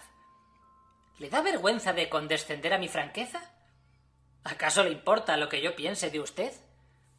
«Yo no hablaba de eso. Le he preguntado una cosa y aún espero la contestación». «Desde luego que mataré a quien usted me diga», grité. «¿Pero es capaz de mandarme eso? ¿Acaso cree que yo le detendría? Dada la orden, yo me apartaría a contemplar su acto. ¿Sería usted capaz de llevarlo a cabo? Pero, como si no. Usted quizá matase y luego se volvería contra mí por habérselo ordenado». Me quedé aturdido. Por fuerza había de tomármelo a mofa, a insulto. Pero hablaba acaloradamente y me conmovía la franqueza con que admitía sobre mí la autoridad que le daba derecho a decirme, como si tal cosa, «corre a tu perdición, yo me quedaré mirando desde lejos». Suponían tanto cinismo estas palabras que, a mi entender, se había propasado. Además, me miraba de un modo que apartaba toda idea de esclavitud e indiferencia. Quien mira así a un hombre lo sube a su propio plano, y por absurda e increíble que fuese nuestra conversación, mi corazón latía con violencia. De pronto se echó a reír. Nos sentábamos en un banco, ante los niños que jugaban en la plaza donde solían parar los carruajes, y la gente que de ellos descendía tomaba la avenida del casino. «¿Ve usted esa señora tan rolliza?», me dijo Paulina. «Es la baronesa Burmerhellen. Hace 3 días que ha llegado. ¿Ve usted a su marido, ese prusiano alto, flaco, que lleva un bastón? ¿Recuerda cómo nos miraba anteayer? Acérquese a la baronesa enseguida, quítese el sombrero y dígale algo en francés». «¿Para qué? ¿No juraba usted que se precipitaría desde la cumbre del Schlagenberg? ¿No juraba que estaba pronto a matar a quien yo le indicase? Pues en vez de asesinatos y tragedias, me contento con reír un poco. Haga lo que le mando sin discutir. Quiero ver cómo el varón le arrea un bastonazo». «Usted me provoca. ¿Se figura que no iré?» «Sí, le provoco. Vaya, yo lo mando». «Voy, aunque sea una monstruosidad. Solo quiero advertirle que acaso sea un disgusto para el general y de rechazo para usted. Palabra de honor que no pienso en mí, sino en usted y en el general. ¡Qué loca idea! Insultar a una mujer. Ya veo que es usted un charlatán, dijo ella con desprecio. Y si se acalora y enrojece es porque ha bebido demasiado en la comida. ¿Cree usted que no comprendo que es estúpido y vulgar lo que le mando y que el general puede enojarse? Lo que yo quiero es reír y lo demás son cuentos. ¿Que para qué ha de insultar a una señora? Pues para recibir un bastonazo. Di media vuelta y me dirigí a cumplir su encargo. Era tan estúpido que ni sabía cómo llevarlo a cabo. Pero recuerdo que a medida que me acercaba a la baronesa, sentí que algo en mis adentros me aguijoneaba, impulsándome a una diablura de colegial. Además, estaba horriblemente sobreexcitado. Parecía un beodo. Fin del capítulo 5. Capítulo 6. 2 días han transcurrido desde aquella tontería. ¡Qué ruido! ¡Qué alboroto! ¡Qué trifulca se produjo! Y qué vergonzoso e indecente, qué estúpido y vulgar fue aquello. Y pensar que yo lo provoqué todo. Aún me río. Aún no me doy clara cuenta de lo que pasó. Aún no estoy seguro si obedecí realmente a un impulso de locura o de ofuscación momentánea que me llevó a un acto vergonzoso, hasta que sentí el freno de una voluntad ajena a la mía. A veces creo que perdí la razón, y otras que no he pasado de la niñez, y que todo aquello no fue sino una diablura de colegial. Paulina tuvo la culpa. Si no por ella, seguramente no me hubiese portado como un colegial. Quién sabe si no me dejé arrastrar por la desesperación, aunque es estúpido razonar así. Yo no comprendo qué hay en ella de seductor. Aunque es seductora, lo es. Ya lo creo que lo es. No soy el único a quien hace perder la cabeza. Es alta, graciosa, esbelta. Podrías hacer con ella un nudo. Sus pies son largos y estrechos, un verdadero tormento. Sus cabellos tienen un tinte rubio. Sus ojos son ojos de gato, que pueden mirar con singular orgullo y desdén. Hace 4 meses, recién llegado yo a la familia, ella estaba hablando una tarde con de Grieux en la sala y lo miraba de tal manera que, momentos después, cuando subí a mi cuarto para acostarme, me imaginé que ya en aquel instante debía haberle arreado una bofetada. Porque la vi erguida, mirándolo cara a cara. Desde aquella tarde la amé. Volvamos a lo de antes. Avancé por el paseo hacia el barón y su señora y me paré a contemplarlos. Cuando los tuve a 5 pasos, me quité el sombrero y me incliné. Recuerdo que la baronesa llevaba un vestido gris claro de inmensa circunferencia, con flecos, miriñaque y cola. Era baja y de extraordinaria corpulencia, con tan espantosa sotabarba que parecía no tener cuello. Su rostro era encarnado, sus ojos pequeños, adustos e insolentes. Paseaba como haciendo un honor a cuantos la miraban. El varón era alto y flaco. Surcaban su rostro, como el de muchos alemanes, 1000 arrugas y llevaba anteojos. Representaba unos 45 años. Sus piernas parecían arrancar del pecho, un signo de la raza. Orgulloso como un pavo real, vestía sin garbo. Había en su rostro una expresión de carnero degollado que quería ser signo de profundidad. Todo esto lo vi yo en 3 segundos. Mi reverencia, sombrero en mano, llamóle la atención. El varón enarcó ligeramente las cejas. La baronesa se contoneó un poco para evitar mi proximidad. «Madame la baronne», pronuncié distintamente, acentuando cada palabra. «J'ai l'honneur d'être votre esclave». Entonces me incliné y dejé paso al varón, volviéndome con una cortesana sonrisa. Paulina me mandó solo que me quitase el sombrero, mas yo me había inclinado, portándome, motu propio, como un estudiante desvergonzado. Sabe Dios por qué lo hice. Yo solo sé que me sentí hundir en el vacío. «¡Hem!», gruñó el varón, volviéndose hacia mí con desagradable sorpresa. Yo me detuve y permanecí en respetuosa espera sin dejar de mirarle sonriente.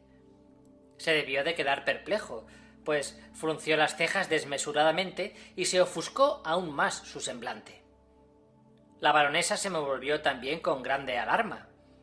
Los transeúntes empezaban a curiosear, algunos se paraban. «¡Heim!», gruñó de nuevo el barón con voz más gutural y con creciente enojo. «¡Yahoo!», proferí yo sosteniendo su mirada.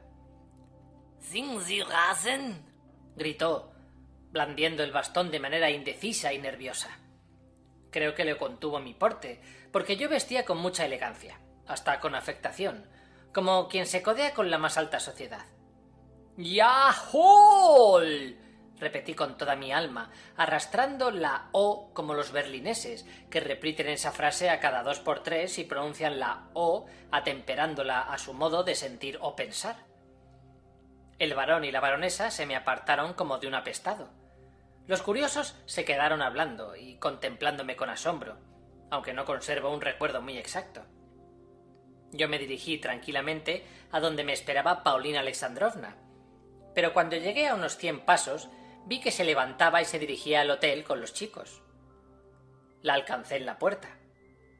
«Ya he cumplido esa tontería», le dije. «Bueno, ¿y qué? Ahora salga como pueda del compromiso», me contestó subiendo la escalera sin mirarme. Pasé la tarde dando vueltas por el parque. Luego atravesé el bosque y seguí andando hasta otro pueblo. En una casa de campo me regalé con una tortilla y un vaso de vino, y por esta bucólica me arrancaron 1,5 táleros. Hasta las 11 no estuve de regreso, y en cuanto puse los pies en el hotel me anunciaron que el general me esperaba. Ocupaba su familia 2 series de habitaciones. La primera es una espaciosa sala con un piano. La otra es un cuarto muy grande, donde tiene su estudio el general. Y aquí me esperaba, de pie, en actitud majestuosa. Desgrieux estaba recostado en el sofá. «Permita, señor, que le pregunte qué ha pasado», empezó preguntando el general. «Le agradeceré que no se ande con rodeos, mi general», le contesté. «¿Se refiere a mi encuentro de esta mañana con un alemán?» «¿Un alemán? Ese alemán es nada menos que el barón de Burmelheim, personaje de gran importancia, y usted le ha ofendido ofendiendo a su mujer». «De ningún modo». «Usted, señor, los ha alarmado», gritó el general. «Ni por asomo. Cuando estuve en Berlín, continuamente sonaba en mis oídos de la manera más desagradable el ¡Yahoo!, y cuando me crucé con ellos en el paseo se me vinieron a la boca, yo no sé por qué, esas 2 palabras y... bueno, me sacan de tino. Además, la baronesa, a quien he hallado ya 3 veces, tiene la costumbre de avanzar hacia mí como si yo fuese un gusano a quien se puede aplastar con el pie. Usted comprenderá que también yo tengo mi amor propio. Me quité el sombrero y dije cortésmente, le aseguro que lo dije cortésmente: «Madame, j'ai l'honneur d'être votre esclave». Cuando el barón se volvió y dijo «Heim», me acometió el impulso de gritarle «Yahoo!». Se lo grité 2 veces, la primera de un modo natural, la segunda recalcándolo cuanto pude. Y eso fue todo. Confieso que me causó una intensa alegría esta explicación tan de colegial. Sentía un raro deseo de contar el episodio de la manera más ridícula, y continué razonándolo. «¿Pero se está usted burlando de mí?», interrumpió el general, y se volvió al otro para explicarle en francés que me había propuesto seriamente promover un escándalo. Desgrieux rió con desprecio y se encogió de hombros. «No imagine semejante cosa», repliqué. «Claro que mi conducta no es de alabar. Lo confieso ingenuamente. Mi comportamiento merece ser considerado como una estupidez, como una diablura indecorosa, propia de un colegial, pero nada más. Y crea usted, mi general, que me duele. No obstante, hay una circunstancia que, a mi juicio al menos, casi me evita el arrepentimiento. Últimamente, durante los 15 días pasados, no me encontraba bien. Estaba enfermo, nervioso, excitado, melancólico y a ratos hasta perdía el dominio de mis actos. A decir verdad, he pasado por impulsos casi irrefrenables de atacar al marqués de Grieux pero no hace falta decirlo, porque podría enfadarse. En fin, es un síntoma de enfermedad. Yo no sé si la baronesa de Burmelhelm tomará en consideración este hecho cuando les pida perdón, porque pienso presentarles mis excusas. Me figuro que no lo aceptará, por cuanto estas excusas han dado ocasión, de algún tiempo a esta parte, a ciertos abusos en los tribunales de justicia. Los abogados alegan que sus clientes no eran responsables en el momento de su crimen, que, por otra parte, no es más que un síntoma de enfermedad. Lo mató, dicen, y ni se acuerda. Y figúrese, mi general, que los médicos forenses los apoyan, y actualmente se sostiene que hay males, ofuscaciones momentáneas, de que uno apenas recuerda nada, o solo conserva la mitad o la cuarta parte de su memoria. Pero el barón y la baronesa pertenecen a la vieja generación.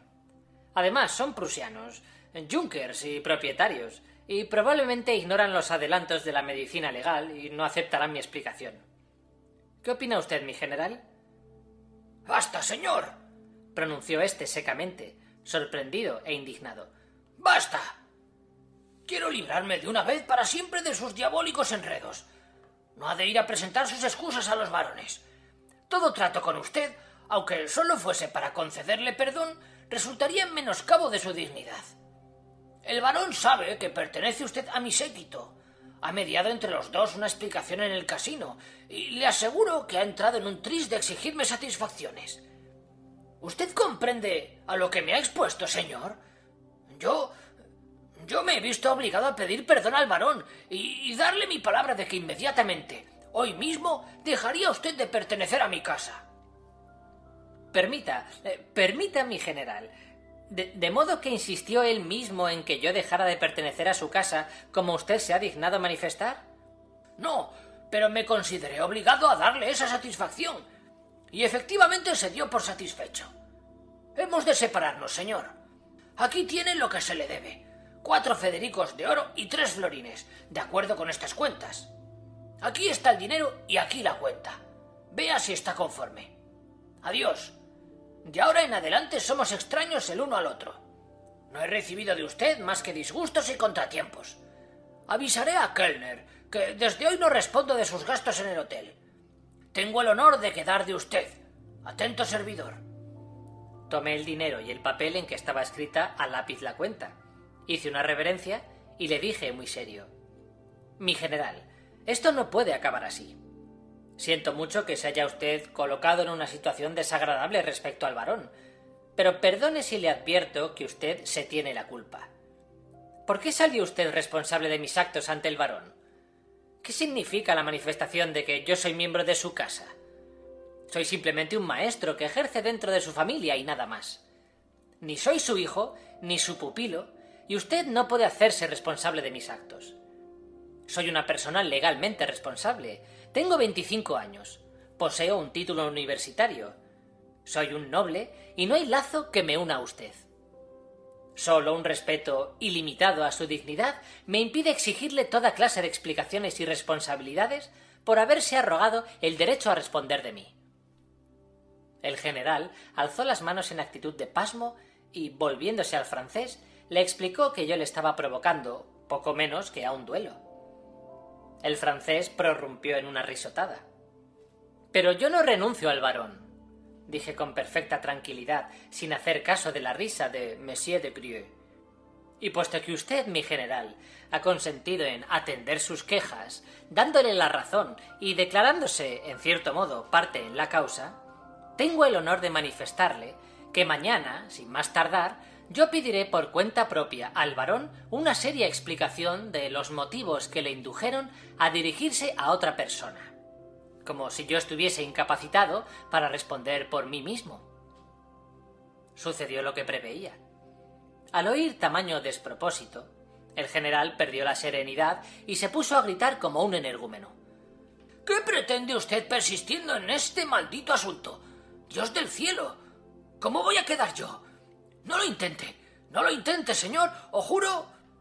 También aquí hay policía y en fin, dada mi posición y la del varón, en fin, Será usted detenido y expulsado del país por la policía, para que aprenda a no provocar disturbios. ¿Comprende usted, señor? Estaba sin aliento de ira y al propio tiempo atolondrado de miedo. General, le contesté con un aplomo que le exasperaba. Usted no puede detener a nadie como promotor de disturbios que no haya promovido. Aún no ha empezado mi entrevista con el barón y usted ignora en absoluto la forma y los términos en que me propongo proceder. Solo quiero saber por qué se me ha colocado en situación tan desairada como la de suponerme bajo la autoridad de una persona con derecho sobre mi libertad de acción. No hace falta que se muestre usted tan ansioso y desazonado. Por Dios, Alexei Ivanovich, renuncie usted a su insensato propósito, murmuró el general, cambiando el tono de furor en otro de súplica y asiéndome la mano. ¿A dónde iríamos a parar? ¿Un nuevo disgusto? Bien puede ver por usted mismo que aquí debo ser circunspecto, especialmente ahora. Ah, no conoce usted las circunstancias en que me hallo. Cuando nos marchemos de aquí, tendré el gusto de volverle a tomar. Hablo solo de por ahora. En fin, claro que comprende usted que hay razones, gritó con desespero. Alexei Ivanovich. Retrocediendo hacia la puerta, volví a suplicarle encarecidamente que no se diera un mal rato. Le aseguré que todo iría bien, que todo lo llevaría con la mayor corrección, y me retiré.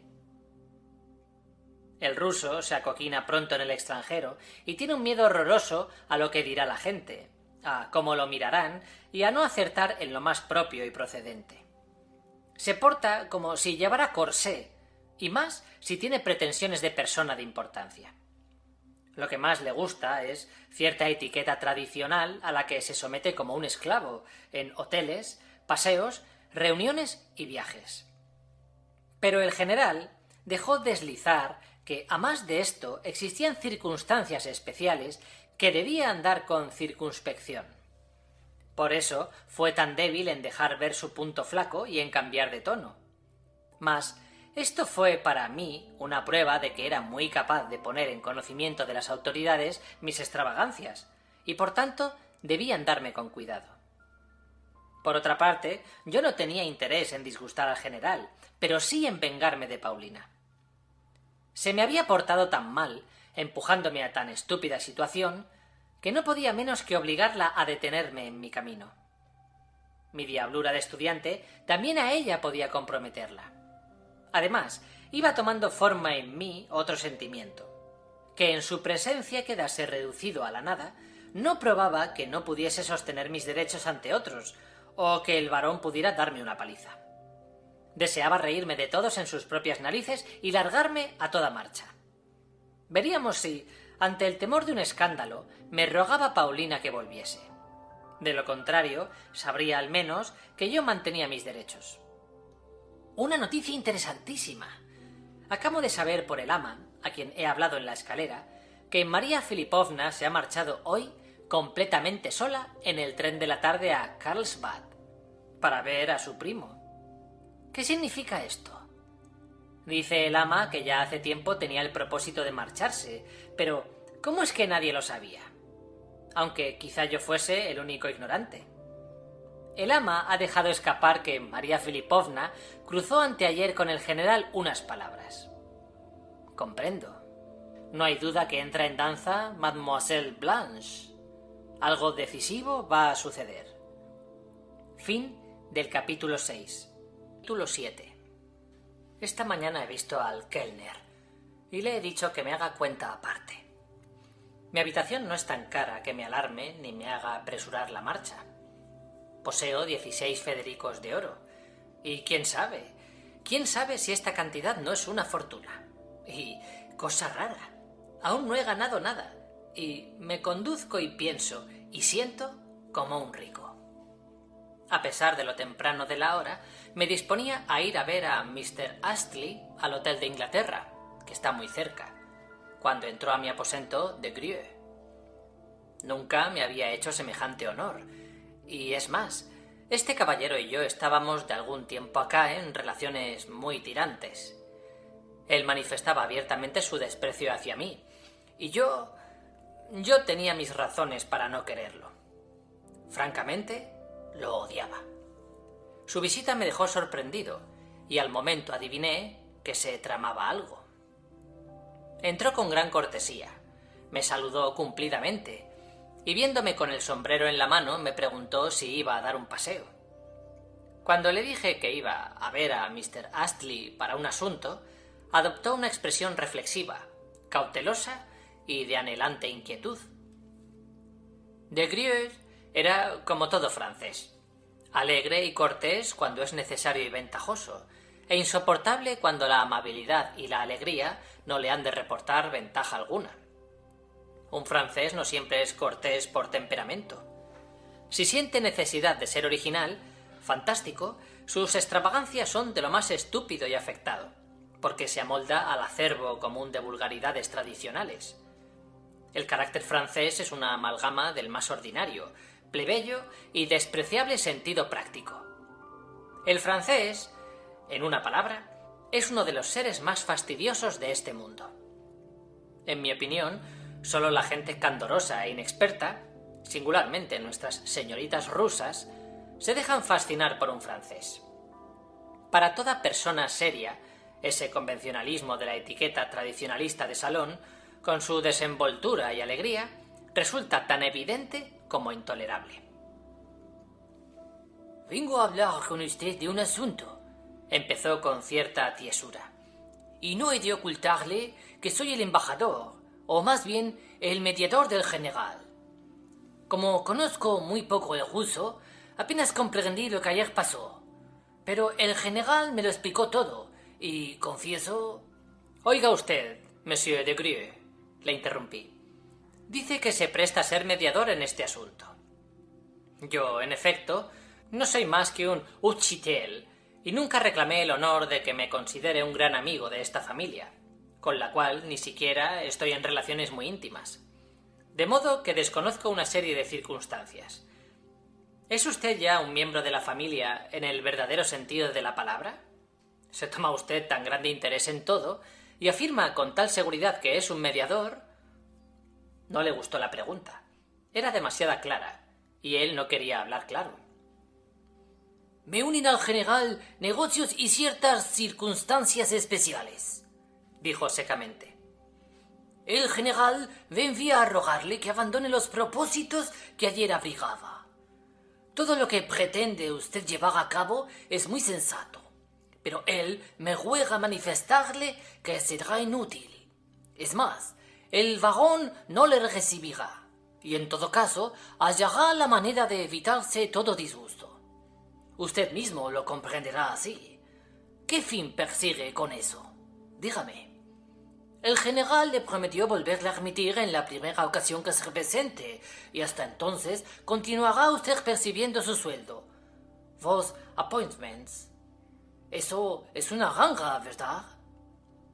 Le repliqué con toda la calma que estaba en un error, que no creía que me rechazase el varón.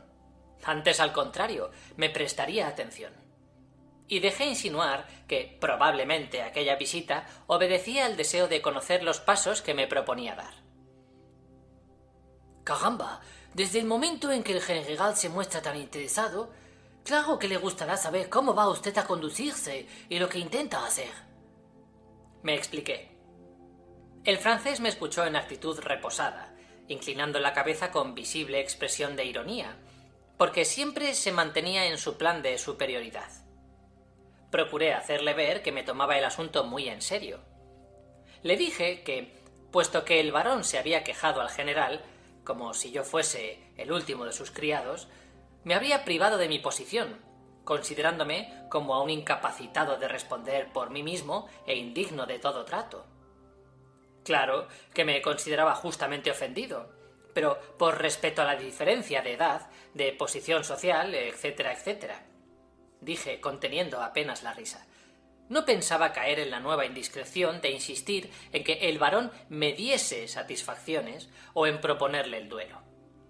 Con todo, me consideraba con suficientes títulos para presentar al varón, y más a la baronesa, mis excusas. especialmente teniendo en cuenta que desde hacía tiempo me sentía verdaderamente enfermo, abatido, entojadizo, etcétera, etcétera.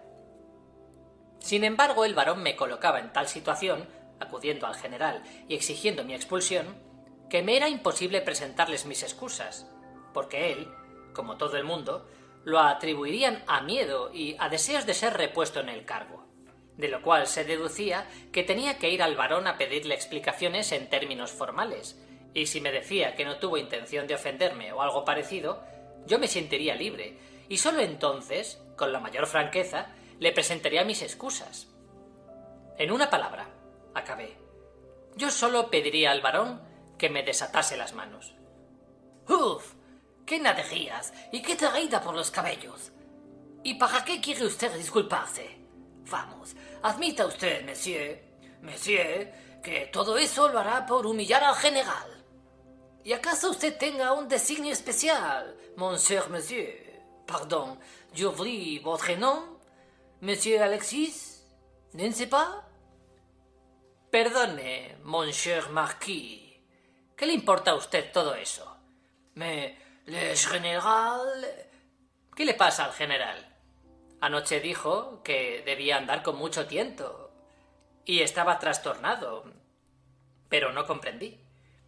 Ciertamente hay una circunstancia especial, me contestó de Grieux, haciendo hincapié en mi observación y acentuando cada vez más su tono humillante. ¿Usted conoce a Mademoiselle Cominges? ¿Se refiere a Mademoiselle Blanche? Sí, a Mademoiselle Blanche de Cominges et Madame sa mère. Usted habrá notado que el general... En fin, el general está enamorado. En fin, el matrimonio se celebrará aquí y figúrese el escándalo, las murmuraciones. No veo la relación que puedan tener el escándalo y las murmuraciones con la boda. Pero le baron es irascible, un carácter prussien, vous savez. En fin, il fera una querelle d'Allemand. Contra mí y no contra ustedes, pues ya no pertenezco a la casa, dije, procurando mostrarme tan ilógico como fuera posible. Pero perdón, ¿no está ya acordado que Mademoiselle Blanche se case con el general? Pues ¿a qué esperan? Yo creo que quieren ocultárnoslo, sea como sea, a todos los miembros de la casa. No puedo, sin embargo, no es precisamente... además... ¿Sabe usted? Están esperando noticias de Rusia. ¡Ah! La babulinka. De Grieux me miró con desprecio y me atajó. En fin, tengo plena confianza en su innata cortesía, en su inteligencia y en su tacto. Usted lo hará por la familia en que se le ha considerado como a un hijo, en que ha sido querido y respetado. ¿Perdón? De la que se me ha expulsado. Usted sostiene ahora que ha sido no más en apariencia, pero convendrá conmigo que si a usted le hubieran dicho «No queremos arrojarlo de la casa como un fardo, pero márchese para que así parezca», lo consideraría lo mismo. Siendo así, si se ha de mantener sordo a las súplicas, dijo con seriedad y altivez, permita que le asegure que se tomarán medidas.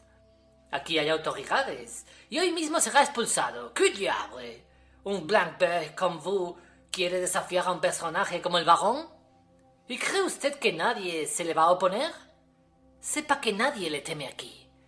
Yo me he acercado a usted por cuenta propia, porque ha estado fastidiando al general. ¿Se figura que el barón dejará de ordenar a sus lacayos que lo arrojen de su casa? Pero oiga usted, yo no iré en persona, contesté con el mayor aplomo. Está equivocado, monsieur de Grieux. Todo se hará de la manera más decorosa que pueda figurarse. Ahora mismo me disponía a salir para rogar a Mr. Astley que me haga de intermediario, que sea mi segundo.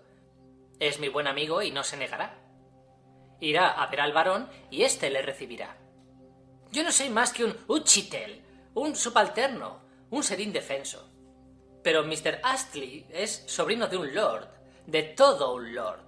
Todo el mundo conoce a Lord Pibroch, porque está aquí. Créame, el barón estará cortés con Mr. Astley, y lo atenderá.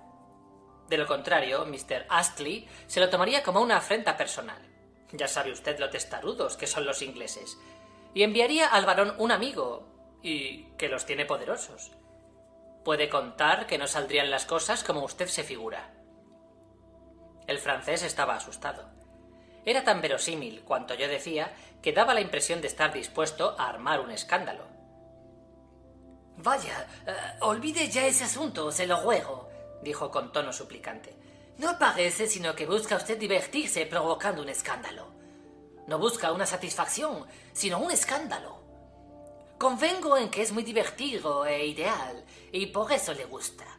Pero, en fin, añadió viendo que me levantaba cogiendo el sombrero. He venido a entregarle unas líneas de cierta persona. Léalas. Se me ha encargado esperar contestación. Esto diciendo, sacó un sobre cerrado y me lo alargó. Reconocí la letra de Paulina. Tengo entendido que piensa usted obstinarse en este asunto, pero una circunstancia que quizá le explicaré pronto me obliga a advertirle que desista y olvide. Todo eso no es más que una necedad. Necesito de usted y usted prometió obedecerme. Acuérdese de Slagenberg. Le ruego que obedezca y si hace falta se lo manda su Paulina. Postdata. Si está enfadado conmigo por lo que sucedió ayer, perdóneme. Al leer estas líneas, me pareció que todo daba vueltas ante mis ojos. Palidecí y me puse a temblar. El maldito francés me contemplaba con una discreción exagerada, volviendo la cabeza como para no ver mi confusión. Mejor le hubiera sido reírse francamente. Muy bien, contesté. Dígale a mademoiselle que se tranquilice. Permita usted que le pregunte, añadí enseguida, ¿por qué ha tardado tanto en entregarme esta carta? En vez de tanto charlar de tonterías, podía haber empezado por esto. Si venía usted con tal objeto. Yo querría... Todo esto es tan extraño que debe usted perdonar mi natural impaciencia. Ansiaba conocer sus intenciones por usted mismo. Además, ignorando el contenido de esa carta, creí que no había prisa en dársela. Comprendo. Tenía usted el encargo de no dármela sino en caso de necesidad, y esperaba arreglarlo todo de viva voz, ¿no es eso? Séame franco, monsieur de Grieux. Peut-être, contestó adoptando un aire de peculiar reserva y mirándome de un modo especial. Me incliné saludando. Me saludó él y se marchó con una sonrisa irónica. No podía esperar otra cosa. Ya nos volveremos a ver, franchute, y me arreglaré las cuentas.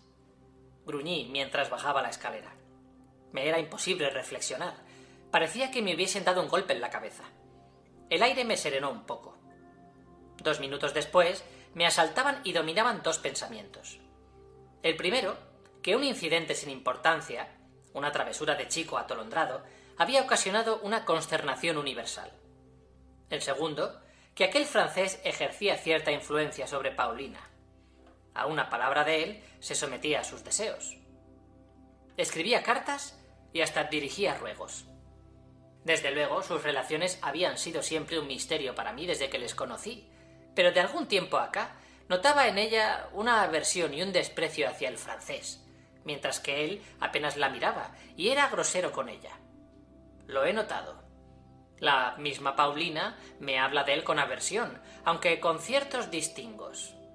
De modo que se ve simplemente que la domina, que la tiene esclavizada. Fin del capítulo 7.